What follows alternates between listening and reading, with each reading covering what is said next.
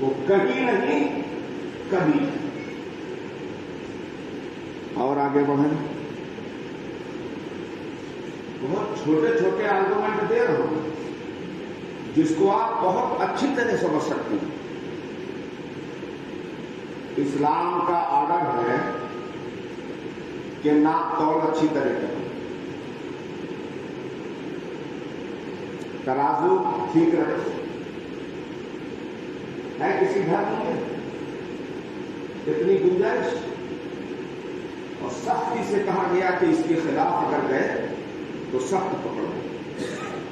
قرآن کی آیتیں ہیں, میں ایک سنا دے رہا ہوں. قرآن کریم ہے, 15واں پارہ ہے, سبحان الذی اسریٰ ہے, سورہ بنی اسرائیل ہے, اور آیت نمبر 35 ہے. ارشاد پروردگار ہے, وَإِذَا قِلْتُمْ وَزَنُوا بِالْقِسْطَاسِ الْمُسْتَقِيمِ. صحیح ناپ تول کیا کرو. جب ناپو تو بہتر انداز میں ناپو اور اپنے ترازوؤں کو درست رکھو. اسی لیے میں کہتا ہوں اسلام کی فطرت میں قدرت نے لچک دی ہے. اسلام کی فطرت میں قدرت نے لچک دی ہے. تم جتنا دباؤ گے اتنا ہی ابھرے گا.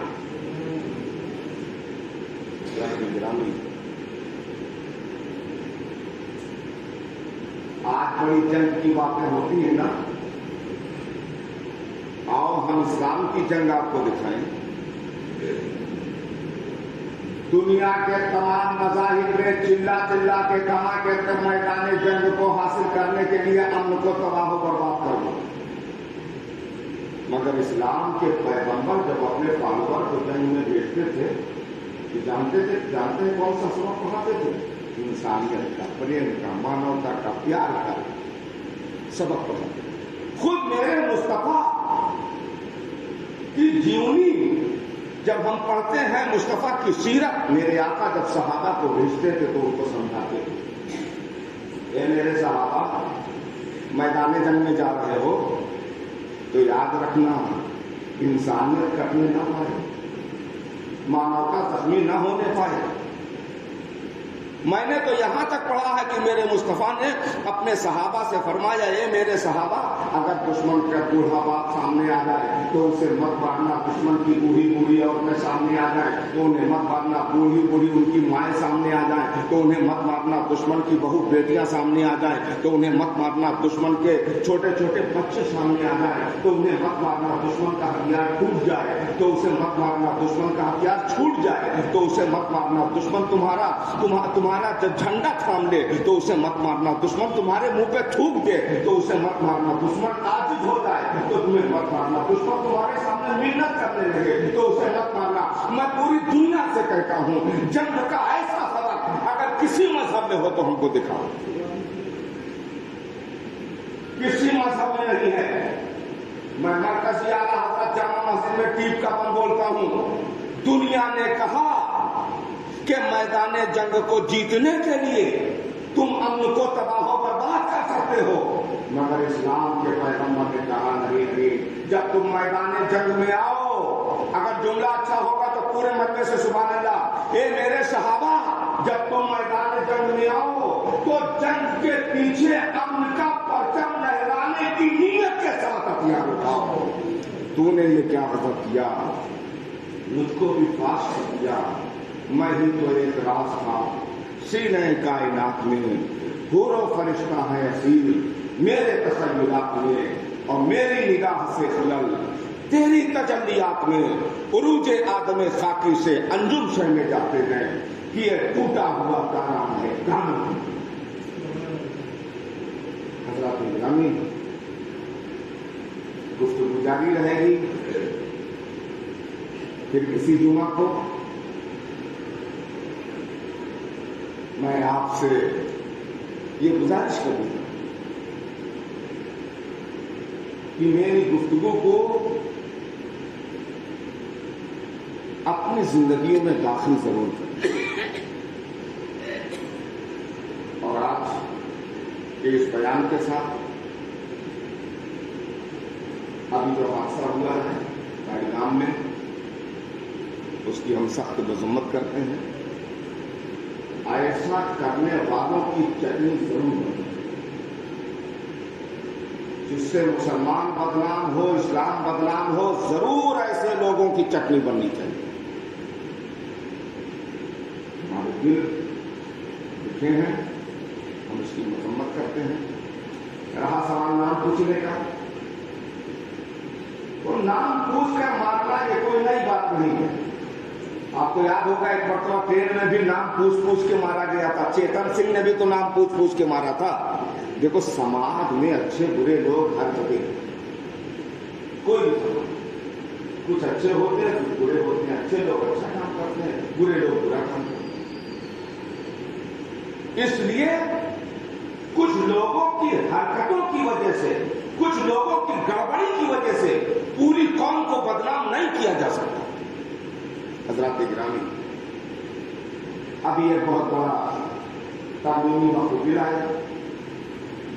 مسلمانوں سے محبت کا اتنا زبردست اظہار کیا گیا کہ ہاؤس 2 بجے تک کھلا رہا اور بل پاس کر دیا گیا.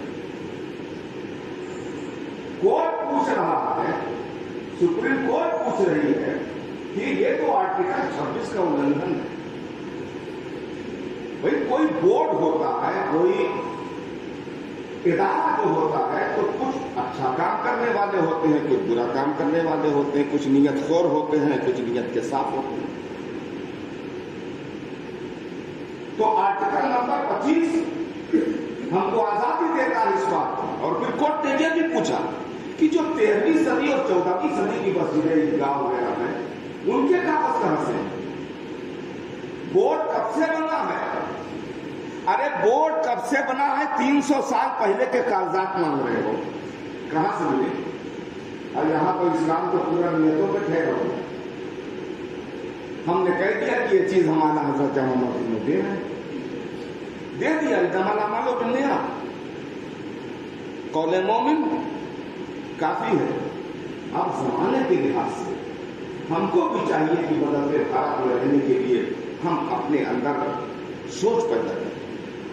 ہندوستان بدل رہا، ہمیں بھی چاہیے کہ اپنی مسجدیں، اپنے مدارس، اپنے مقابر، اپنی عیدگاہ، اپنی پراپرٹی، ہر چیز کا کاغذ درست کریں. جو پہلے غلطیاں ہو گئی ہیں اس کو چھوڑیے. اب تو کم سے کم دیکھیے ایک ویب سائٹ ہے، اس پر آپ جا کر اپلیکیشن دے کر اپنی پراپرٹی، اپنی مسجد، مدرسہ، ہر چیز کو داخل کر سکتے ہیں. اور رہا سوال آرٹیکل 14، اور پھر ہم کہتے ہیں کیوں آپ غیر مسلموں کو اس بورڈ میں لائیں گے؟ غیر مسلموں کے بورڈ میں تو مسلمان نہیں ہیں. تو جب غیر مسلموں کے بورڈ میں مسلمان نہیں ہے تو مسلمانوں کے بورڈ میں غیر مسلموں کو شامل کرنے کی کیا ضرورت؟ اور پھر ایسا بل، مجھے تو حیرت ہوتی ہے، کسان کا بل لائے تو کسان خوش نہیں ہے، اسٹوڈینٹ کے لیے لاتے ہیں جو ہے اسکیم تو اسٹوڈینٹ بھی خوش نہیں ہے، شکشکوں کے لیے بل لا رہے ہیں تو شکشک خوش نہیں ہے. اب جو ہے وقف کے لیے بل لائے ہیں تو مسلمان خوش نہیں ہے. عجیب حال. اس لیے میری آپ سے گزارش ہے کہ محتاط رہیں، محفوظ رہیں.